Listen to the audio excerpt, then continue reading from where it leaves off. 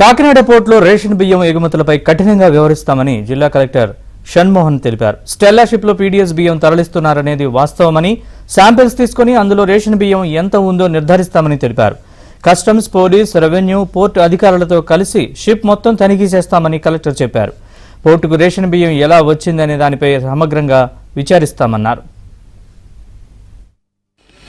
ఒక 5-member team ని అంటే revenue, police, customs, then we are including civil supplies and port authorities.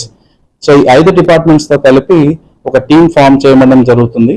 And ఈ team ఆ ship మీదకి వెళ్ళి ఖచ్చితంగా ప్రతి లోడ్ ని వెరిఫై చేసుకొని మనం ఏదైతే ఐడెంటిఫై చేసామో ఆ స్టాక్ తో పాటు ఇంకా ఏదైనా దాని కింద కానీ, షిప్ అంటే చాలా వరకు లోడింగ్ ఉంటుంది. సో ఆ రోజు మొక్కనే వెళ్ళగలిగాం కాబట్టి ఆ రోజు 100% మనం చెక్ చేసామని చెప్పలేకపోవచ్చు. సో కంప్లీట్ గా షిప్ అంతా వెరిఫై చేసుకోవటం, దానికి సంబంధించి శాంపిల్స్ కానీ, తర్వాత దానికి సంబంధించిన ఏదైనా డాక్యుమెంట్స్ కానీ సీజ్ చేసుకోవటం, ఆ డాక్యుమెంట్స్ శాంపిల్స్ తెచ్చుకొని ఆ తర్వాత నెక్స్ట్ ఏం స్టెప్స్ చేయాలి అండ్ కంప్లీట్ గా ఇది ఎవరు సప్లై చేశారు, ఏం సప్లై చేశారు అనేది తేల్చుకున్న తర్వాత we will take the next course of action. Why I am trying to say this is ship మన పోర్ట్లోనే సీజ్ చేయడం